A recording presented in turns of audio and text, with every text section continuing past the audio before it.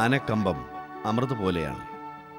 തൊട്ടു നുണഞ്ഞാൽ അതിമധുരം, അധികമായാൽ ജീവിതം തന്നെ താളം തെറ്റിക്കാൻ പോന്ന ആപത്തും. ചെറുബാല്യത്തിൽ തന്നെ അത് പിടിപെട്ടാൽ ജീവിതഗതി തന്നെ കഷ്ടത്തിലാവാനും മതി. ആരായി തീരണമെന്ന ചോദ്യം ചോദിക്കുന്ന ടീച്ചർക്ക് മുന്നിൽ പോലീസുകാരനും പൈലറ്റും ഡോക്ടറും എഞ്ചിനീയറുമാവാൻ മറ്റു കുട്ടികൾ മത്സരിക്കുമ്പോൾ ആനക്കാരനായി തീരണമെന്നതാവാം ചിലപ്പോൾ ഒരുവൻ്റെ മറുപടി. പ്രോഗ്രസ് കാർഡിൻ്റെ കോളങ്ങളിൽ ആനമുട്ടകൾ നെറ്റിപ്പട്ടം കെട്ടി നിരന്നാലും ആനക്കമ്പത്തിൻ്റെ പേരിൽ നാടും വീടും അവനെ അടച്ചാക്ഷേപിച്ച് പരിഹാസപാത്രമാക്കിയാലും ശരി, ഉത്സവകാലം വരാൻ അവൻ നൊയമ്പ് നോറ്റിരിക്കും. ഉത്സവത്തിൻ്റെ വരവറിയിച്ചുകൊണ്ട് വന്നെത്തുന്ന വലിയ ചങ്ങലക്കിലുക്കത്തിന് അവൻ കാതോർത്തിരിക്കും. പിന്നെ ഒരു നാൾ ഒരു ഒളിച്ചോട്ടം.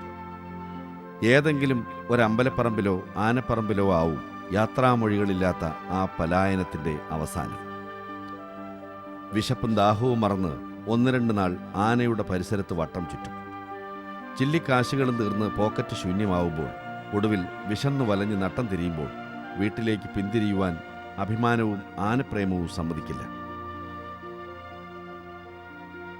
ഒടുവിൽ മുഷിഞ്ഞു നാറിയ പട്ടിണിക്കോലത്തിൻ്റെ ഗതികേട് കണ്ട് കാരുണ്യം തോന്നി ഏതെങ്കിലും ഒരു പാപ്പാൻ കൂടെ നിർത്തിയാൽ ജന്മസാഫല്യമായി. ധന്യമീ ജന്മം എന്നവൻ മനസ്സിൽ ഉരുവിടും. പിന്നെ ആനയ്ക്ക് തീറ്റ വെട്ടുവാൻ തെങ്ങും പനയും നെഞ്ചുരച്ച് കയറിയും ആനയുടെയും ആനക്കാരുടെയും അരിവയ്പ്പുകാരനായും പുതിയൊരു കർമ്മകാണ്ഡം ആരംഭിക്കുകയായി. 6-7 വർഷം കഴിയുമ്പോൾ, ഒരുപക്ഷെ അതിനു മുമ്പേ അവൻ്റെ സ്വപ്നം പോലെ തന്നെ അവനൊരു ആനക്കാരനായി തീർന്നേക്കാം. അതിനകം ആന ആ മനുഷ്യജീവനെ കശക്കി എറിഞ്ഞിട്ടില്ലെങ്കിൽ.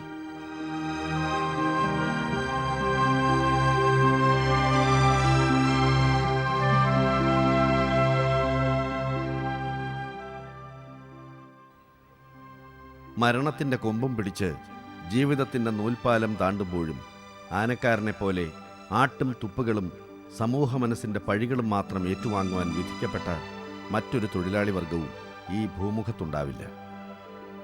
സാക്ഷരതയിലും സാംസ്കാരിക തനിമയിലും സർവോപരി തൊഴിലാളി പ്രേമത്തിലും കാതങ്ങളോളം മുന്നിൽ ചരിക്കുന്ന നമ്മൾ മലയാളികൾക്കും ഇവർ, ഈ ജീവിവർഗം, കോമാളികളും പരിഹാസ കഥാപാത്രങ്ങളുമാണ്.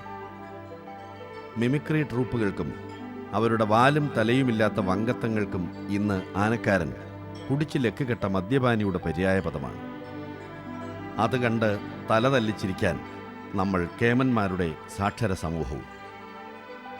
ആന ഇടഞ്ഞ് പ്രശ്നമുണ്ടാക്കിയാലും ആനക്കാരനെ ആന അരും കൊല ചെയ്താലും നമ്മൾ പൊതുജനത്തിൻ്റെ ദൃഷ്ടിയിൽ അപരാധികൾ അവർ മാത്രം, ആനക്കാർ. കുടിച്ച് ലക്കുകെട്ട പാപ്പാൻ്റെ പീഡനം സഹിക്കാതെ ആന ചെയ്യേണ്ടത് ചെയ്തു എന്ന മട്ടിലാവും നമ്മളുടെ വിലയിരുത്തലുകളും അടുത്ത ദിവസത്തെ പത്രങ്ങൾ അച്ചുനിരത്തുന്നത്. ചോരക്കണ്ണുകളും കൊമ്പൻ മീശയും അഴുക്ക് പുരണ്ട് പപ്രശയായ മുടിയും മടക്കിക്കുത്തിയ മുണ്ടിന് താഴേക്ക് ഊർന്നുലയുന്ന വള്ളിനിക്കറുമായി ഒരു കോമാളി വേഷം. ഒരു ശരാശരി മലയാളിയുടെ മനസ്സിലുള്ള ആനക്കാരൻ്റെ ചിത്രത്തിന് ഇതിൽ നിന്നും വലിയ വ്യത്യാസമുണ്ടാവില്ല. നമ്മുടെ പതിവ് കാഴ്ചയ്ക്കും കാഴ്ചപ്പാടിനും അപ്പുറം നന്മയുടെ, സ്നേഹത്തിൻ്റെ, സാഹസികതയുടെ പര്യായം പോലെ ഒരുപിടി പാപ്പാന്മാർ. സ്വന്തമായൊരു മുഖം തന്നെ ഉണ്ടെന്ന് പോലും ഓർക്കാതെ നമ്മൾ നിഷ്കരുണം തള്ളിക്കളയുന്ന ആ നല്ല മനുഷ്യരുടെ ഒരു മുഖം. ആനകളെ സ്നേഹിച്ച് ആനകൾക്ക് വേണ്ടി ജീവിച്ചു മരിക്കുന്ന സ്നേഹധനരായ പാപ്പാന്മാർക്ക് മുന്നിൽ ഞങ്ങൾ ഈ എപ്പിസോഡ് സമർപ്പിക്കുന്നു.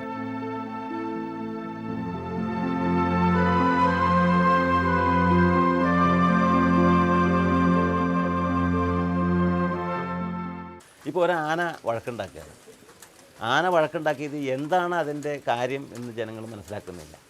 ഉടനെ അവരൊരു വിധിയെഴുത്ത് നടത്തി. ആനക്കാരൻ മദ്യപിച്ചു, ആന വഴക്കുണ്ടാക്കി. ഇതും പറയാറുണ്ട്, ആന മതം പൊട്ടി എന്നാണ് പറയാറ്. എന്താണ് ആനയ്ക്ക് മതം പൊട്ടുക എന്ന് പോലും ജനങ്ങൾക്കറിയില്ല. അപ്പോൾ എന്താ വെച്ചാൽ ജനങ്ങൾ അന്ധമായിട്ട് ഈ ആനയെ സ്നേഹിക്കുന്നു. എത്ര കണ്ടാലും മതി വരാത്ത കടലും ആനയും. അതിൽ ഈ ആനയെ സംബന്ധിച്ച് മോശമായിട്ട് ആരെങ്കിലും പറയുന്നത് പോലും ഇഷ്ടമല്ലാത്ത ജനവിഭാഗമാണ് നമുക്കുള്ളത്. അങ്ങനെ ഈ ആനക്കാരൻ്റെ നിലനിന്ന് വരുന്ന ഒരു രീതിയുണ്ട്. അതിനിപ്പോൾ എത്ര ഒരു ആനക്കാരൻ നന്നായാലും ഇപ്പം ഞാൻ മദ്യപിക്കാറില്ല. അതേസമയത്ത് എൻ്റെ ഒരു ആന പുറത്തിറങ്ങിയിട്ട് വഴക്കുണ്ടാക്കി കഴിഞ്ഞാൽ ഉടനെ കുറച്ച് പേരെങ്കിലും വിളിച്ച് പറയാതിരിക്കില്ല. നല്ല ചൂടായിരിക്കും ആനക്കാരന്. അതാണ് ആ ഒരു രീതി നിലനിൽക്കുന്നുണ്ട്. ഇത് മാറ്റിയെടുക്കേണ്ടതാണ്. അപ്പോൾ ഈ രാജഭരണ കാലത്ത് കുഞ്ചൻ നമ്പ്യാർ ആസ്ഥാന കവിയായിരുന്നു. ആസ്ഥാന കവിയായ കുഞ്ചൻ നമ്പ്യാർക്ക് 2 കാലും കോപ്പും കോലത്തുനിന്ന് കൽപ്പിച്ച് കൊടുക്കുമ്പോൾ ആനക്കാരൻ 5 കാലും കോപ്പും കിട്ടിയിരുന്നു. അപ്പോൾ അതുകൊണ്ട് തന്നെ ആനക്കാരൻ്റെ സ്ഥാനം, സമൂഹത്തിലുള്ള സ്ഥാനം അതിൽ നിന്ന് വ്യക്തമാകുന്നുണ്ട്. പക്ഷെ അതിൽ നിന്നൊക്കെ വളരെ മാറ്റം വന്നു. ആനക്കാരനൊന്നുമല്ലാത്ത ഒരു രീതിയിലേക്ക് ജനങ്ങൾ കണ്ടു തുടങ്ങി. അത് കുറേ ആനക്കാരൻ്റെ വീഴ്ച ഉണ്ടാവാം. അതിലധികം ജനങ്ങളുടെ കാഴ്ചപ്പാടിലുള്ള വൈകല്യമാണ്. കേരളത്തിൽ മാത്രം കഴിഞ്ഞ 2 ദശാബ്ദങ്ങൾക്കിടയിൽ 140ഓളം ആനപ്പാപ്പാന്മാരുടെ ജീവിതമാണ് ആനപ്പകയുടെ ജഠരാഗ്നിയിൽ ഹോമിക്കപ്പെട്ടിട്ടുള്ളത്. 2004 ആണ്ട് ഡിസംബർ 21 ചൊവ്വാഴ്ച ഉച്ച കഴിഞ്ഞാണ് ബിനു എന്ന ചെറുപ്പക്കാരനെ ശങ്കരംകുളങ്ങര അയ്യപ്പൻ കൊലപ്പെടുത്തുന്നത്. കുന്നംകുളത്തിനടുത്തുള്ള അയ്യൂർ പഴഞ്ഞി നെല്ലിക്കൽ കൊച്ചുവിൻ്റെയും തങ്കമണിയുടെയും പുത്രനായ ബിനുവിൻ്റെ മരണവും മറ്റേതൊരു ആനക്കൊലപാതകവും എന്ന പോലെ വർത്തമാന പത്രങ്ങളിലെ പ്രാദേശിക പേജിൽ സിംഗിൾ കോളം 5 സെൻറ്റിമീറ്റർ വാർത്തയായി മിന്നിമറയും. എന്നാൽ ഈ മരണം കൊണ്ട് മാത്രമല്ല ബിനു എന്ന ഈ മനുഷ്യൻ E4 എലിഫൻറ്റിൻ്റെ ശ്രദ്ധ പിടിച്ചു പറ്റുന്നത്. ആനകളെക്കുറിച്ചുള്ള ഇങ്ങനെ ഒരു TV പരമ്പര ചെയ്യാമെന്ന് വിചാരിച്ചപ്പോൾ തന്നെ അതിനെക്കുറിച്ചുള്ള പഠനങ്ങളും നിരീക്ഷണങ്ങളുമായി ആനയുടെ ലോകത്തേക്ക് ഇറങ്ങിയപ്പോൾ തന്നെ കണ്ടംപുള്ളി ബാലനാരായണൻ എന്ന ഏഷ്യയിലെ ഏറ്റവും വലിയ ഗജരാജൻ ശ്രദ്ധയിൽപ്പെടുന്നത് സ്വാഭാവികമാണ്. കുറച്ച് നാളുകൾക്കുള്ളിൽ തുടർച്ചയായി 1-2 കൊലപാതകങ്ങൾ നടത്തിയ ശേഷം മറ്റാരും കെട്ടിയഴിക്കാനില്ലാതെ ആ ആനയെ കൈയേൽക്കുവാൻ ആരും ധൈര്യപ്പെടാതെ ഇരുന്നൊരവസരത്തിൽ കണ്ടംപുള്ളി ബാലനാരായണനെ അഴിച്ചുകൊണ്ട് ഏതാണ്ട് 1 വർഷത്തിലധികം യാതൊരു കുഴപ്പവുമില്ലാതെ ആനയെ കൊണ്ടു നടന്നിരുന്ന ബിനു എന്ന 10-25 വയസ്സ് മാത്രം പ്രായമുള്ള ഒരു ചെറുപ്പക്കാരനെക്കുറിച്ച് അറിയുവാനിടയായി. അന്നു മുതൽ ബിനു എന്ന ഈ ചെറുപ്പക്കാരനെ കാണുകയും പരിചയപ്പെടുകയും ചെയ്യുക എന്നത് ഒരളവ് വരെ എൻ്റെ ഒരു വലിയൊരാഗ്രഹം തന്നെയായിരുന്നു. പല ആനപ്പറമ്പുകളിലും ഞാൻ ബിനുവിനെ തേടി ബിനുവിൻ്റെ ഒരു ഇൻ്റർവ്യൂവിന് വേണ്ടി തന്നെ ശ്രമിച്ചിട്ടുണ്ടെങ്കിലും ഓരോ ഘട്ടത്തിലും ബിനുവുമായിട്ടുള്ള കണ്ടുകെട്ടൽ അകന്നകന്നു പോവുകയായിരുന്നു. നാടിനെ നടുക്കിയ കൊലപാതകങ്ങളിലൂടെ കൊലയാന എന്ന കുപ്രസിദ്ധി പിടിച്ചു വാങ്ങുകയും ഒടുവിൽ ആരാലും ശ്രദ്ധിക്കപ്പെടാതെ കനത്ത ചങ്ങലക്കെട്ടുകളുടെ നിത്യബന്ധനത്തിൽ കിടന്ന് പഴുത്ത് വിങ്ങി പുഴുവരിച്ച് ചാകുവാനും വിധിക്കപ്പെട്ട ഒരാനയുടെ ചിത്രം കരളലിയിക്കും വിധം മലയാളി മനസ്സുകളിൽ വിറങ്ങലിച്ച് കിടപ്പുണ്ട്. കവളപ്പാറ കൊമ്പൻ. നരകതുല്യമാം വിധം മരണം വരിക്കാൻ വിധിക്കപ്പെട്ട കവളപ്പാറക്കൊമ്പൻ്റെ ഗതി തന്നെയാണ് കണ്ടംപുള്ളി ബാലനാരായണനെയും കാത്തിരിക്കുന്നതെന്ന് മാലോകർ ഏതാണ്ട് ഉറപ്പിച്ചു കഴിഞ്ഞ സാഹചര്യത്തിലാണ് ബിനു എന്ന ഇളമുറക്കാരൻ പാപ്പാൻ ആനയെ കയ്യേൽക്കാനെത്തുന്നത്. ആനപ്പാവിലെ അടിയും തടയും മുഴുവൻ ഹൃദയസ്ഥമാക്കിയ അഗ്രഗണ്യന്മാർ വരെ അറച്ചറച്ച് ഭയന്ന് മാറി നിൽക്കുന്ന കലിയാട്ടക്കാരന് മുന്നിൽ ഈ ഇത്തിരി പോന്ന പയ്യൻ എന്തു കാട്ടാൻ? അതായിരുന്നു ലോകരുടെ എല്ലാം സംശയം. പക്ഷേ എല്ലാ സംശയങ്ങളെയും എല്ലാ ചോദ്യങ്ങളെയും അസ്ഥാനത്താക്കിക്കൊണ്ട് കണ്ടംപുള്ളി ആന ബിനുവിൻ്റെ ചട്ടവട്ടങ്ങൾക്ക് മുന്നിൽ തലകുനിച്ചു. വലിയ കോൽ നുറുങ്ങും വരെ ആനയെ കൊല്ലാക്കൊല ചെയ്ത് ജീവച്ഛവമാക്കുന്ന ദണ്ഡനീതികളായിരുന്നില്ല, മൃഗീയ പീഡനങ്ങളായിരുന്നില്ല ബിനുവിൻ്റെ ആയുധങ്ങൾ. മറിച്ച് ആനയുടെ ആളും തരവും അറിഞ്ഞുള്ള സാമദാന ഭേദദണ്ഡങ്ങളും എല്ലാറ്റിനുമുപരി സ്വന്തം ജീവൻ തന്നെ പണയം വെച്ചുള്ള സാഹസികതയും. കണ്ടംപുള്ളി ആനയെ അഴിച്ച് യാതൊരു പ്രശ്നവുമില്ലാതെ നല്ലൊരു കാലം കൊണ്ടു നടന്നതോടെ ബിനുവിന് പേരായി.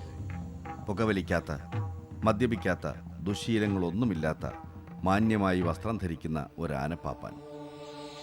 സ്വഭാവഗുണവും സാഹസികതയും ഒത്തുചേർന്ന ഒരാനക്കാരനെ എന്ത് വില കൊടുത്തും റാഞ്ചിയെടുക്കാൻ ആനയുടമകൾ മത്സരിക്കും. അതെ, ബിനുവിൻ്റെ കാര്യത്തിലും അതുതന്നെ സംഭവിച്ചു. ബിനുവിനെ തേടി പുതിയ ആനകളും പുതിയ നിയോഗങ്ങളും ഇടതടവില്ലാതെ എത്തിക്കൊണ്ടേയിരുന്നു. ഈ പരിപാടിക്ക് വേണ്ടി ഷൂട്ടിംഗ് തുടങ്ങുമ്പോൾ ബിനു എഴുത്തച്ഛൻ ശ്രീനിവാസൻ എന്ന ആനയുടെ പാപ്പാനായിരുന്നു. ഒടുവിൽ ആ സാഹസികനെ തേടിയുള്ള കാത്തിരിപ്പിൻ്റെയും അന്വേഷണങ്ങളുടെയും അവസാനം തീർത്തും അപ്രതീക്ഷിതമായ ഒരു കണ്ടുമുട്ടൽ.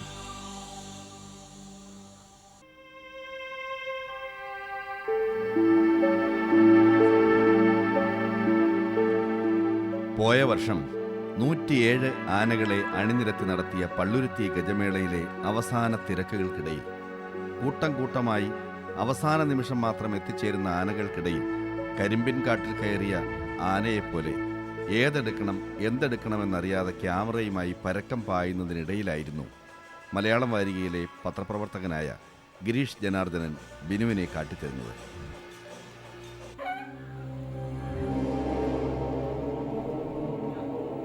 നിരന്നു നിൽക്കുന്ന അനേകം ആനകൾക്കിടയിൽ ചെവിക്കിടയിൽ വലിയ കോൽ ചാരിവെച്ച ഒരാനയും അവൻ്റെ കൊമ്പിൻ ചുവട്ടിൽ വെളുത്ത് സുമുഖനായ ഒരു ചെറുപ്പക്കാരനും. അത്രയും ആനകൾക്കിടയിൽ അപ്പോഴും വലിയ കോൽ ചാരിവെച്ച് നിൽക്കുന്ന ഒരേ ഒരു ആന അവൻ മാത്രമായിരുന്നതിനാൽ ഞങ്ങൾ അപ്പോഴേ മനസ്സിൽ ഉറപ്പിച്ചു, ഇവൻ ആളൊരു തെമ്മാടി തന്നെ. അതെ, അവനായിരുന്നു ശങ്കരൻകുളങ്ങര അയ്യപ്പൻ.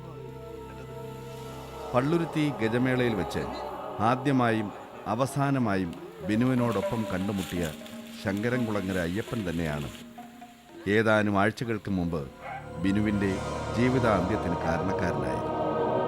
ഏത് പ്രശ്നക്കാരനോടും വളരെ സൗമ്യമായി പെരുമാറുകയും ജീവിതത്തിൽ ഒരു പിടി കൊലകൊമ്പന്മാരെ വഴി നടത്തുകയും ചെയ്തിട്ടുള്ള ബിനു ഒരിക്കലും ചിന്തിച്ചു കാണില്ല തൻ്റെ മരണം വെറുമൊരു ശരാശരിക്കാരനായ ശങ്കരൻകുളങ്ങര അയ്യപ്പൻ്റെ കൈകളാലാവുമെന്ന്. ഇവൻ ഈ ആനയെ ഒരുപാട് വിശ്വസിച്ച് ഒരുപാട് സ്നേഹിച്ചു. അതാണ് ബിനുവിന് പറ്റിയ തെറ്റതാണ്. ആനെ പാപ്പന്മാരെല്ലാവരും തല്ലിന് കാണാം. ഇവൻ അങ്ങനെ ആനെ തല്ലാനോ ഉപദ്രവിക്കാറില്ല. ആ ഒരുപാട് സ്നേഹം വിശ്വാസമായി ആരൊന്നും ചെയ്യില്ല. ഡിസംബർ 21-ാം തീയതി ബിനു പതിവ് പോലെ വീടിനടുത്തുള്ള ആനപ്പറമ്പിൽ എത്തിയതായിരുന്നു. കഴിഞ്ഞ 2 മാസക്കാലമായ മദപ്പാടിലായിരുന്ന ആന നന്നായി മദനീരൊലിച്ച് ഉന്മാദാവസ്ഥ തരണം ചെയ്ത് കഴിഞ്ഞതുമാണ്. ബിനുവിൻ്റെ ഭാര്യ ഒരു പെൺകുഞ്ഞിന് ജന്മം നൽകിയിട്ട് അന്ന് 10 നാൾ തികയുന്ന ദിവസം. അമരമെന്ന പിൻകാലിലെ ചങ്ങല ബിനു അഴിച്ചു കെട്ടിയ ശേഷം സഹായികളോട് മുൻകാലിലെ ചങ്ങലയും കെട്ടി ഉറപ്പിക്കുവാൻ പറയുന്നു. വീട്ടിലെത്തി കുഞ്ഞിനെ കാണുവാനുള്ള തിടുക്കമാവാം, സഹായികൾ ചങ്ങല ഉറപ്പിച്ചു കഴിഞ്ഞെന്ന വിശ്വാസത്തിലുമാവാം, അതുമല്ലെങ്കിൽ തൻ്റെ അയ്യപ്പൻ തന്നോട് അനീതിയൊന്നും കാട്ടുകയില്ലെന്ന അമിത വിശ്വാസവുമാവാം. ആനയുടെ വശത്തുകൂടെ വിലങ്ങനെ കിടന്ന ബിനുവിനെ പൊടുന്നനെ വെട്ടിത്തിരിഞ്ഞ അയ്യപ്പൻ കൊമ്പുകൾ വീശിയടിച്ച് തെറിപ്പിക്കുകയായിരുന്നു. അടിയുടെ ശക്തിയിൽ വായുവിലൂടെ പറന്നെന്ന പോലെയാണ് 7-8 മീറ്ററുകൾക്കപ്പുറം ചെന്ന് വീഴുന്നത്. എഴുന്നേൽക്കുവാനോ വീണിടത്തു നിന്നും ചലിക്കുവാനോ കഴിയും മുമ്പേ ആന പാഞ്ഞെത്തി കൊമ്പുകൾ ആഴ്ത്തി കഴിഞ്ഞിരുന്നു. ഓരോ ആനയിൽ നമ്മൾ ബിനുവിനെ തേടുമ്പോഴും 1 വർഷം കഴിയുമ്പോഴേക്കും ബിനു മറ്റൊരാനയിലേക്ക് എത്തിപ്പെട്ടിട്ടുണ്ട് എന്നാവും നമ്മൾ കേൾക്കുന്നത്. ഏറ്റവും ഒടുവിൽ 107 ആനകൾ ഓളം അണിനിരന്ന പള്ളുരുത്തി ഗജമേളയിൽ വച്ചാണ് തികച്ചും യാദൃശ്ചികമായി ബിനുവിനെ കണ്ടുമുട്ടുന്നത്. ഞാനൊരു ഇൻ്റർവ്യൂവിൻ്റെ കാര്യം ബിനുവിനോട് സൂചിപ്പിച്ചപ്പോൾ ഈ ഗജമേള കഴിയട്ടെ നമുക്കെടുക്കാം എന്ന് പറഞ്ഞ് ഞങ്ങളുടെ മുന്നിലേക്ക് ബിനു വരികയും, പക്ഷേ ആ 100ഓളം ആനകളുടെ തിരക്കും പ്രശ്നങ്ങളും കാരണം അധികം ഞങ്ങൾ സംസാരിക്കാൻ കഴിയാതെ ഗജമേള കഴിഞ്ഞ ഉടനെ തന്നെ തൻ്റെ ആനയ്ക്ക് അടുത്ത ദിവസം പാലക്കാട് ഒരു പ്രോഗ്രാമുണ്ട്, ഉടനെ ലോറിയിൽ കയറ്റി പുറപ്പെട്ടാൽ മാത്രമേ അവിടെ എത്തിച്ചേരാൻ കഴിയൂ എന്നും പറഞ്ഞ് ബിനു പുറപ്പെടുകയായിരുന്നു. അഭിമുഖം മറ്റൊരവസരത്തിലാവാമെന്ന വാഗ്ദാനവും. പക്ഷേ ഇപ്പോഴിതാ ആ യാത്ര പറച്ചിൽ എന്നേക്കുമായിട്ടായിരുന്നു. ബിനുവില്ലാതെ ഇന്ന് ഞങ്ങൾ പാലക്കാട് ജില്ലയിലുള്ള ബിനുവിൻ്റെ വീട്ടിലെത്തിയിരിക്കുകയാണ്. ഇന്ന് ഞങ്ങൾ നിൽക്കുന്നത് ബിനു എന്ന ആനക്കാരൻ്റെ, ആനകളെ സ്നേഹിച്ച, ആനകൾക്ക് വേണ്ടി ജീവിച്ച, അക്ഷരാർത്ഥത്തിൽ തന്നെ ആനകൾക്ക് വേണ്ടി മരിച്ച നല്ലൊരു ആനക്കാരൻ്റെ ഈ കുഴിമാടത്തിനരികിലാണ്.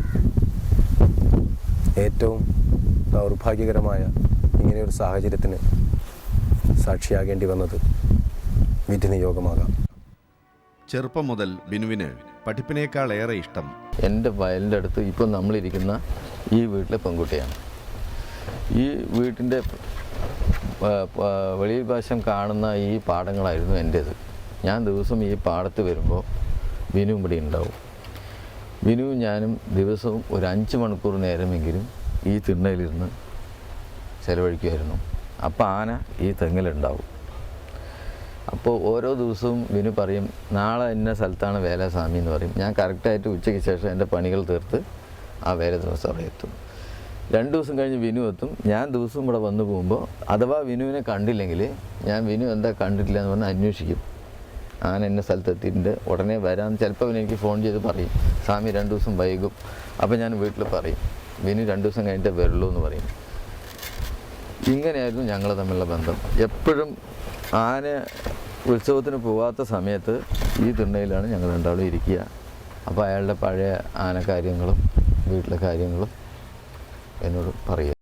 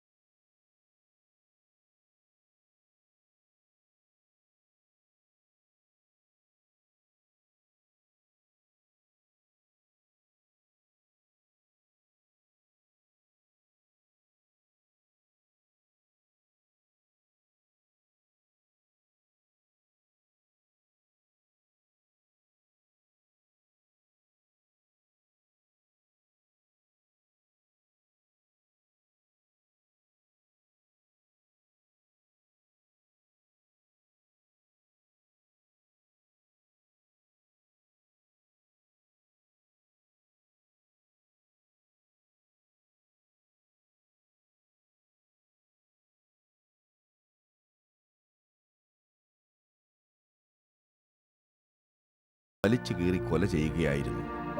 പൈങ്കുളം വാസുവായിരുന്നു അന്നിവന്റെ 1ാം പാപ്പാൻ. ഇപ്പൊ ബിനുവിന് ഈ കുഴപ്പം സംഭവിച്ചത് പ്രശ്നക്കാരനായ ഒരു ആനയാണെന്ന് അറിഞ്ഞുകൊണ്ട് തന്നെ അതിൻ്റെ അടുത്ത് പോകും. പിന്നെ ഒരു അബദ്ധം പോലെ അങ്ങനെ സംഭവിച്ചു. അപ്പൊ എപ്പോഴെങ്കിലും സ്വാമി ബിനുവിനോട് ചോദിച്ചിട്ടുണ്ട്, അതായത് ഈ ഇത്തരം പ്രശ്നക്കാരല്ലാതെ ഏതെങ്കിലും ശാന്ത സ്വഭാവമുള്ള കുഴപ്പമൊന്നുമില്ല ഒരു ഇടത്തരം ആനയുടെ കൂടെ നിന്നൂടെ ബിനു, അല്ലെങ്കിൽ അങ്ങനെയാണെങ്കിൽ ഒരു വലിയ റിസ്ക് ഇല്ലല്ലോ നമ്മുടെ ലൈഫിൽ, അങ്ങനെ എന്തുകൊണ്ട് ബിനു നിൽക്കാൻ തയ്യാറാവുന്നില്ലെന്ന് സ്വാമി എപ്പോഴെങ്കിലും ചോദിച്ചിട്ടുണ്ടോ? ചോദിച്ചിട്ടുണ്ട്. ഞാൻ ബിനുവിനോട് പല പ്രാവശ്യം ചോദിച്ചിട്ടുണ്ട്, എന്തിനാണ് ഈ പ്രശ്നക്കാരായ ആന അഴിക്കുന്നത്? നല്ല ഏതെങ്കിലും ഒരു ദേവസ്ഥയിൽ ഒരു 10-20 വർഷം നിന്നിട്ട് പിന്നെ പിരിഞ്ഞുകൂടെ എന്ന് ചോദിച്ചപ്പോൾ അപ്പോൾ അവൻ എന്നോട് പറഞ്ഞതാണ്, ഈ പ്രശ്നക്കാരായ ആനകളെയാണ് അഴിച്ച് നല്ല ആനകളായി തിരിച്ചു കൊടുക്കുന്നതാണ് ത്രില്ല്. ആനപ്പണിയിലെ ത്രില്ലും അതാണ് സ്വാമി. ത്രില്ലോട് കൂടിയിട്ടാണ് ഈ ആനയോടുകൂടി ഇരിക്കേണ്ടതെന്ന് അവൻ എന്നോട് പറയും. അപ്പോൾ ഒരു ത്രില്ലെന്ന രീതിയിലാണ് അവൻ ആനയെ കണ്ടുകൊണ്ടിരുന്നത്. ഒരു മനുഷ്യൻ്റെ ഒരു വലിയൊരു മൃഗത്തെ ഇണക്കി കൊണ്ടുപോകുന്നത് ഒരു ത്രില്ല് തന്നെയാണെന്ന് എപ്പോഴും എന്നോട് പറയാറുണ്ട്. അപ്പോൾ വികൃതികളായ ആനകളെ നല്ല രീതിയിലാക്കി മാറ്റുക എന്നുള്ളൊരു ഉദ്ദേശമാണ് അവനിലുണ്ടായിരുന്നത്. പലപ്പോഴും അവൻ പറഞ്ഞിട്ടുമുണ്ട്. ആ സാഹസികത്വം തന്നെയാണ് ഒരു പരിധിവരെ അപകടമാക്കിയത്. സാഹസികത്വമാണ്. പിന്നെ ഈ ആനയെ അതിരിന്മേൽ, അതായത് ആനയെ അതിര് കഴിഞ്ഞ് ആ ആനയെ വിശ്വസിച്ചവൻ. അതിൽ പറ്റിയതാണ് കൂടുതൽ വിശ്വസിച്ചു. തൻ്റെ ആനയെ പരിധി കടന്നും മതകാലത്ത് വിശ്വസിച്ച ഒരു പാപ്പാനാണ് വിനു. ഇത് മറ്റുള്ള പാപ്പാന്മാർക്കും എന്തൊരു പാഠമാണ്. സ്വന്തം ആനയെ മതപ്പാട് കാലത്ത് അമിതമായി അതിനെ വിശ്വസിച്ച് അതിൻ്റെ അടുത്ത് പോകരുത് എന്നുള്ള പാഠമാണ്. സ്നേഹം എത്ര പകർന്നു കൊടുത്താലും ഈ സമയത്ത് ആന സ്നേഹം മറക്കും എന്നുള്ളത് മാതങ്കലിയിൽ പറയുന്നത് സ്വന്തം നിഴലിൽ തന്നെ ആന കുത്തും എന്നാണ് പറയുന്നത്. ഈ മതപ്പാട് സമയത്ത് സ്വന്തം നിഴൽ കണ്ടാൽ കുത്തും കുഞ്ഞിരകൻ എന്നാണ് മാതങ്കലിയിൽ പറയുന്നത്. അപ്പോൾ സ്വന്തം നിഴലിനെ പോലും വിശ്വാസമില്ലാത്ത സമയം ആ നിഴൽ വേറൊരു ആനയാണെന്ന് കണ്ട് ആന കുത്തുന്നത് ഞാൻ കണ്ടിട്ടുണ്ട്. സ്വന്തം നിഴലിൽ പോലും ആന കുത്തുന്നുള്ളത് മാതങ്കലിയിൽ പറഞ്ഞ് ഗുരുവായൂർ ദേവസ്വത്തിൽ നമ്മൾ നേരിട്ട് ഞാൻ കണ്ടിട്ടുണ്ട്. ആനയുടെ നിഴലിൽ ആന തന്നെ കുത്തുന്നത്. ബിനുവിൻ്റെ ഓർമ്മകൾ നിറഞ്ഞ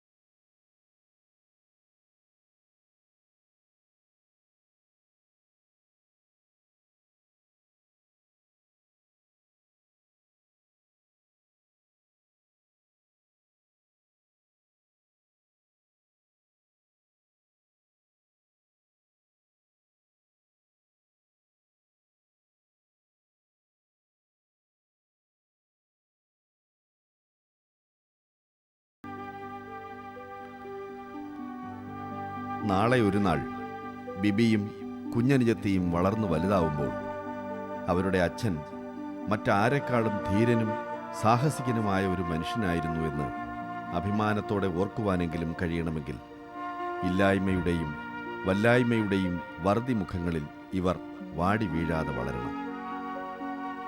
ആനക്കാർക്കുള്ള ഇൻഷുറൻസ് തുക അതിന് എത്രമാത്രം താങ്ങാവുമെന്ന് ഉറപ്പിക്കാനാവില്ല. E ഫോർ എലിഫൻറ്റ് എന്ന ഈ പരമ്പര ഒരു ഘട്ടത്തിൽ ഞങ്ങൾ അടുത്ത എപ്പിസോഡ് ഏതെന്ന് കാണിക്കാതിരുന്നൊരവസരത്തിൽ ഈ പരമ്പര നിലച്ചേക്കും എന്നൊരവസരത്തിൽ ഗൾഫിൽ നിന്നും ജിജോ എന്നൊരു സുഹൃത്ത് ഒരിക്കൽ എന്നെ വിളിച്ചു. ഈ പരമ്പര ഒരിക്കലും മുടങ്ങരുത്, ഇത് മുടങ്ങാതിരിക്കാൻ പരസ്യങ്ങൾ കുറവായ ഈ പ്രോഗ്രാം നിലയ്ക്കാതിരിക്കാൻ, ഷൂട്ടിംഗ് മുടങ്ങാതിരിക്കാൻ അത്യാവശ്യം എത്ര രൂപ വേണം, സാറിൻ്റെ ബാങ്ക് അക്കൗണ്ട് നമ്പർ പറയൂ, ഞാൻ അയച്ചു തരാം എന്നുവരെ പറഞ്ഞുകൊണ്ട് നല്ലൊരു സുഹൃത്ത് ഒരിക്കൽ എന്നെ വിളിച്ചിരുന്നു. അതുപോലെ നൂറുകണക്കിന് ആനക്കമ്പക്കാരിൽ നിന്നും ആനകളെ സ്നേഹിക്കുന്നതിൽ നിന്നും നിർലോഭമായ പ്രോത്സാഹനങ്ങളും സഹകരണങ്ങളുമാണ് ലഭിച്ചു വരുന്നത്. ഇവിടെ ഞാനത് പറയുവാൻ കാരണം ആനകളെ സ്നേഹിക്കുന്ന ആനക്കമ്പക്കാരെന്ന് മേനി നടിക്കുന്ന നമ്മൾ ഇവിടെ ആനകൾക്ക് വേണ്ടി മാത്രം ജീവിച്ച ബിനുവിനെ പോലെയുള്ള ആനക്കാരോടുകൂടി നമുക്ക് കടപ്പാടുണ്ട്. നമ്മുടെ സമൂഹത്തിന് ആനകളുടെ വീരപരിവേഷങ്ങൾ അല്ലെങ്കിൽ നമ്മൾ അവർക്ക് ചാർത്തി കൊടുക്കുന്ന വീരേതിഹാസങ്ങൾക്ക് പിന്നിൽ സ്വന്തം ജീവൻ തന്നെ പണയം വച്ച് മരണത്തിൻ്റെ കൊമ്പം പിടിച്ച് ജീവിതത്തിൻ്റെ നൂൽപ്പാലം താണ്ടുന്ന ഒത്തിരി ആനക്കാരുടെ ജീവിതം കൊണ്ടുള്ള കളികൾ കൊണ്ടുകൂടിയാണ് ആനകളുടെ എല്ലാ നല്ല പേരുകളും അവർക്ക് ലഭിക്കുന്നത്. ബിനുവിനെ പോലെ ആനകൾക്ക് വേണ്ടി മാത്രം ജീവിച്ച് മരിക്കുന്ന നല്ലവരിൽ നല്ലവരായ ആനക്കാരോടും അവരുടെ മരണത്തോടെ അനാഥമാകുന്ന അവരുടെ കുടുംബങ്ങളോടും ഒരളവോളം നമുക്കും കടപ്പാടുണ്ട് എന്ന് തന്നെയാണ് ഞങ്ങൾ വിശ്വസിക്കുന്നത്.